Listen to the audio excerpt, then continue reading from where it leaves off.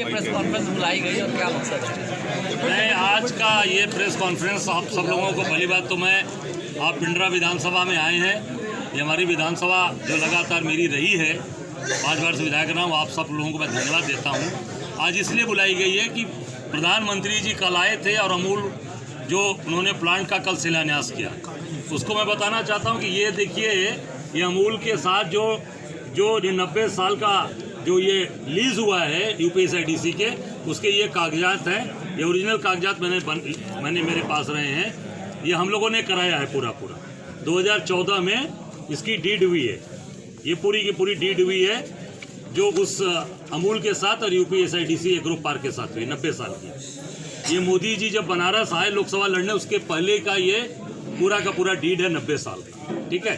और ये अमूल की 3 फैक्ट्रियां आई थी यूपी में, कानपुर में, लखनऊ में और बनारस में। पर बनारस की फैक्ट्री की जो ज़मीन थी वो कहीं ना कहीं किसानों को कम मुआवजा मिल रहा था, वो लोग कोर्ट चले गए और कोर्ट के नाते ये अभी भी उसमें ये कोर्ट में मामला विचाराधीन है। किसानों को भी मुआवजा नहीं मिला। कोर्ट ने निर्देश भी किया, ये सुप्रीम कोर्ट के ऑर्डर हैं। सुप्रीम कोर्ट ने ऑर्डर किया, उसके बाद सुप्रीम कोर्ट का ऑर्डर है कि जितने भी 4 किसानों को मिला है, बाकी सारे किसान वंचित हैं, इनको मुआवजा दिया जाए। और मुआवजा नहीं दिया गया और वो जबरदस्त तरीके से घेर कर ज़मीन ले लिया गया है।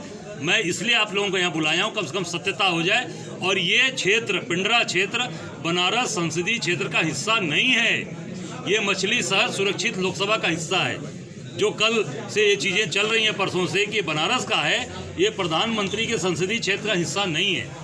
ये आरक्षित लोकसभा है मछली शहर, उसका एक पार्ट है पिंडरा विधानसभा, जहाँ से हम लोग यहाँ से 5 बार विधायक रहे हैं और लगातार आप लोगों का स्नेह से, आशीर्वाद से हम लोग यहाँ काम कर रहे हैं, जनता के आशीर्वाद से। मैं समझता हूँ कि ये पूरी तरीके से केवल लोगों को भ्रमित करने के लिए, लोगों के आँख पे पट्टी बांधने के लिए।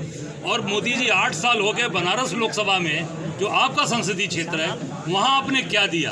अपने जो मतदाता जो आपको वोट दिए, जो आपको 2 बार वहाँ से भारी मतों से MP बनाए, उन लोगों को क्या दिया आपने?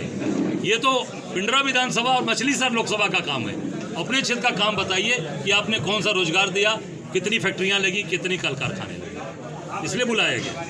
ये बात यहाँ पर मुआवजे की जा रही है। एक मामला आया था संज्ञान में कि जिस समय इसको लेकर के बैठक हुई थी, तात्कालिक समय में DM ने कहा था, उस बैठक में आप भी शामिल थे, कि जिन किसानों का मुआवजा जमीन जा रहा है उनको मुआवजा देने के साथ ही साथ हर परिवार के एक सदस्य को नौकरी भी दी जाएगी। बिल्कुल, मेरे से आशीर्वाद से हम लोग यहाँ काम कर रहे हैं, जनता के आशीर्वाद से।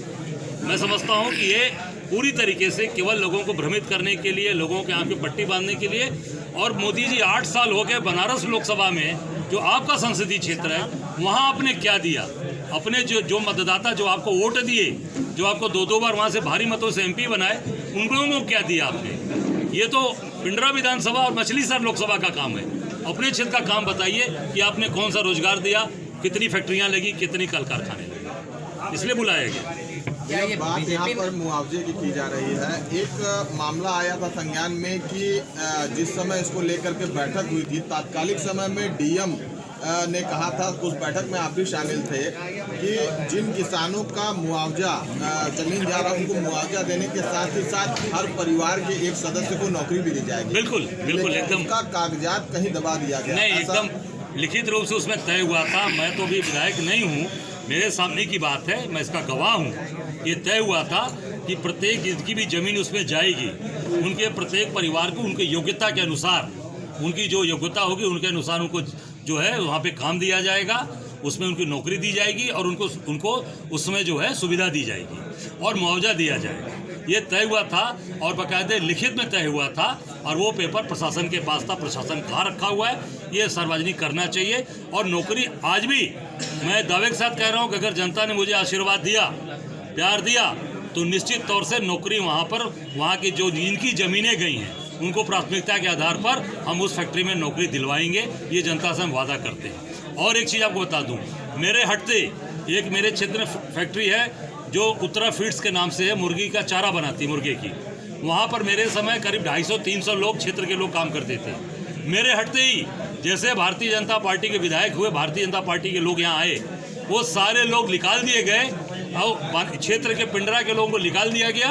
बाहर के लोगों को कहीं कोई वहाँ पर बिहार का है, झारखंड का है, उड़ीसा का है, उसको लाकर वहाँ नौकरी पर रखा गया है। ये टोटल बाहर के लोगों से काम कराना चाहते हैं। आज भी ये गुजरात के लोगों को लाकर यहाँ काम करा रहे हैं। हम लोग बनारस में पिंडरा विधानसभा में मेरे रहते मुझे जनता ने अवसर दिया, तो ये हरगिज नहीं होगा। जो भी काम करेगा वो पिंडरा विधानसभा और क्षेत्रीय लोगों को प्राथमिकता दी जाएगी, उनको काम दिया जाएगा। राघवेंद्र चौबे, अध्यक्ष महानगर कांग्रेस कमेटी वाराणसी। हाँ जी, किस तरह की प्रेस वार्ता रखी गई है? आज हम सब जो किसानों के कीमत पे उनको बिना मुआवजा दिए और जो पुरानी योजना थी उसका श्रेय लिया आदरणीय मोदी जी ने अपना संसदीय क्षेत्र बता करके, उस सब के अगेंस्ट किसानों के समर्थन में आज हमारे नेता आदरणीय अजय राय जी ने एक पत्रकार वार्ता रखी थी। उसमें आप सबको संबोधित किया और हम सब किसानों के साथ हैं। उनको जब तक मुआवजा और न्याय नहीं मिल जाएगा उनके साथ डटे रहेंगे। कुछ किसान यहाँ पे आए हैं जो बोल रहे हैं कि हमें मुआवजा नहीं मिला, बोला गया था नौकरी देने के लिए, वो भी नहीं मिला, तो उस पर कितनी सच्चाई है? और पूरी सच्चाई है। उनको लाठी मारी गई जब मुआवजा मांगे, ज़बरदस्ती मुकदमा दिखाया का डर गुंडा एक्ट में कार्रवाई तक की गई है।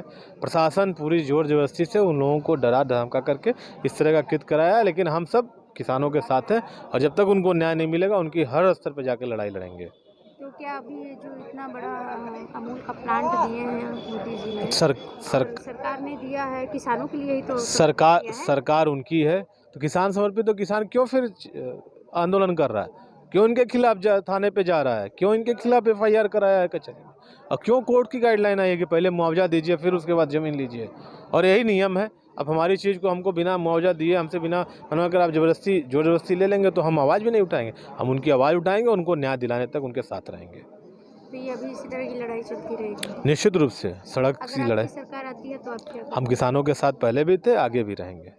तो उनको जो मुआवजा और एक नौकरी सब बहुत उसको पूरा किया जाएगा, उसको पूर्ण कराएंगे और लोगों का विश्वास बढ़ रहा है कि कांग्रेस जो कहती है वही करती है।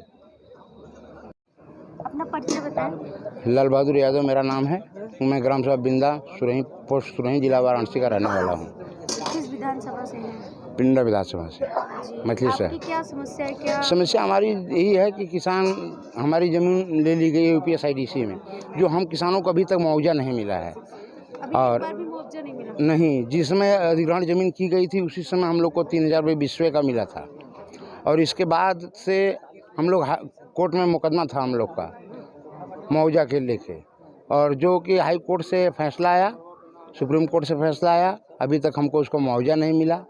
हम किसान इसी को लेकर परेशान हैं। अभी कल मोदी जी आए थे। मोदी जी तो अपना चुनावी माहौल बनाने आए थे। अच्छा, आप मतलब इतना बड़ा अमूल का प्लांट दिया? वो तो दिखावा उनका था कि हम जा रहे हैं वहाँ प्लांट लगाने के लिए। उनका लगाया हुआ प्लांट नहीं है ये प्लांट लगाए हुए हमारे पूर्व विधायक अजय राय जी का है।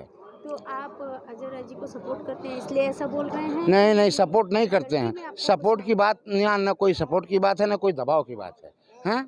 यहाँ जो हकीकत है हम लोग वो हकीकत बता रहे हैं। तो आपका क्या कहना है? हमारा क्या कहना है? हमारा कहना है कि गरीबों का, किसानों का पैसा दे दिया जाए, उनके परिवार को एक को नौकरी दे दी जाए। तो क्या ये वादा किया गया था? क्या वादा किया गया था? जिस समय ज़मीन हमारे यहाँ ली गई थी, हमारे आलोक टंडन जी DM थे, उन्होंने कहा था कि हर परिवार को एक नौकरी मिलेगी, उनका उचित मुआवजा मिलेगा। तो अभी तक अभी कुछ नहीं मिला है, न किसी को मुआवजा मिला है, न किसी को नौकरी मिली है। तो आप क्या चाहते हैं? नौकरी चाहते हैं और मुआवजा, उचित मुआवजा और नौकरी चाहिए हमको, और हम क्या चाहेंगे।